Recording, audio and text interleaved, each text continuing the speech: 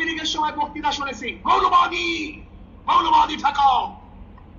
জয় সাহেব বক্তব্য দিয়েছেন, মৌলবাদীর উত্থান হচ্ছে, মৌলবাদীদেরকে ঠেকানো হবে। এখন একই বক্তব্য মনে হয় আর একজনে দিচ্ছে নাকি ভাই? নাম জানেন নাকি সে ব্যক্তিকে? কেটা জানি ভাই? ও আচ্ছা, তারেক সাহেব। ও তারেক সাহেব বক্তব্য দিয়েছে মৌলবাদী ঠেকাও। জয় বক্তব্য দিয়েছে মৌলবাদী ঠেকাও। তারেক বক্তব্য দিয়েছেন, দেখছেন শুধু জবানের সেন্স, বক্তৃতার কোনো সেন্স নেই। জীবনভর আওয়ামী লীগের আমার ধর্মান্তরা, ধর্ম ব্যবসায়ীরা শোনেন নাই বক্তৃতা, এখনো কি শুনতেছি? ধর্ম ব্যবসায়ীরা। তার মানে বক্তৃতা ঠিকই আছে, শুধু জবান সেন্স, কথাটা বুঝাতে পারিনি। তখনও ধর্ম অন্ধ, এখনো ধর্ম অন্ধ। তার মানিটা কি? তার মানিটা হলো মুদ্রার এপিট ওপিট, এদের মধ্যে কোনো পার্থক্য নেই। আমাকে সেদিন এক সাংবাদিক প্রশ্ন করেছেন, হুজুর বিএনপির এত ভোট, এত সংগঠন, আমি বললাম বিএনপির কোনো ভোট আমি দেখি না। কি বলেন হুজুর? আমি বললাম না। কিভাবে? আমি বললাম এই ভোট এক সময় ছিল মুসলিম লীগের, এক সময় ভোট ছিল কাদের?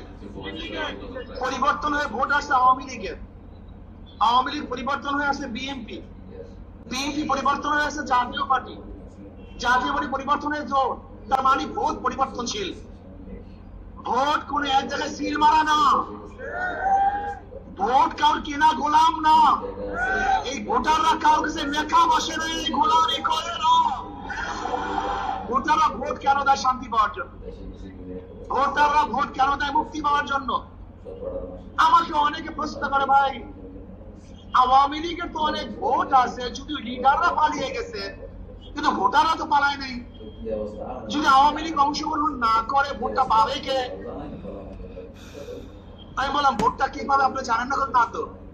আমি বললাম যাদের মাধ্যমে তারা নিরাপত্তা পাবে, শান্তি পাবে, মুক্তি পাবে, জানমালের গ্যারান্টি পাবে, যাদের মাধ্যমে চাঁদাবাজি হবে না, লুণ্ঠন হবে না, ধর্ষিতা হবে না, গুন্ডামি হবে না, মাস্তানি হবে না, চুরি হবে না, ডাকাতি হবে না, অবৈধভাবে খুন হবে না, তাদের কি তারা ভোট দিবে?